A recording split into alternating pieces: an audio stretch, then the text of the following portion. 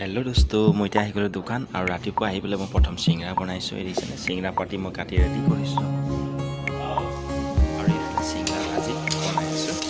আলুটো ধুনীয়াকৈ মই তেল সৰহকৈ দি ফ্ৰাই কৰিলে ন খাবলৈ খুব টেষ্ট হয় ধুনীয়াকৈ ফ্ৰাই কৰি আছোঁ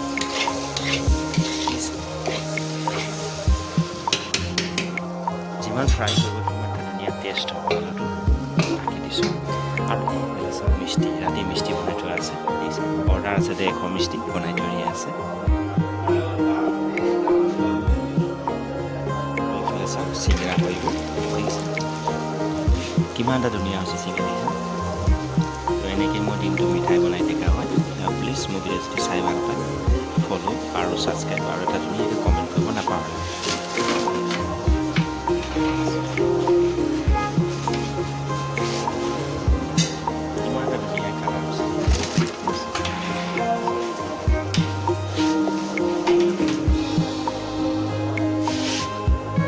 আৰু এইফালে চাওক গজা বনাই দিলোঁ চিংৰাৰ পিছত গজা বনাইছোঁ কিমান এটা ধুনীয়া কালাৰ হৈছে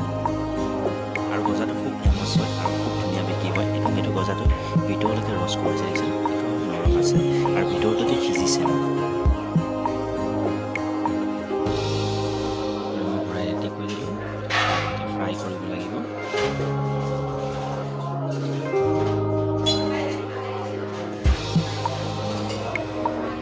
এইফালে চাওক চন্দ্ৰপুৰি ধুনীয়াকৈ ফ্ৰাই কৰি দিলোঁ কিমান এটা ধুনীয়া হৈছে কালাৰ আহিছে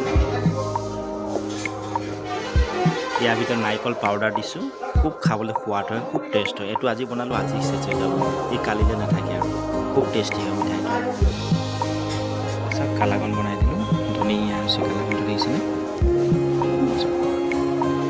এতিয়া খাব নোৱাৰে 10-15 মিনিটৰ পিছত ঠাণ্ডা হ'লে কাটি ধুনীয়াকৈ খাব পাৰিব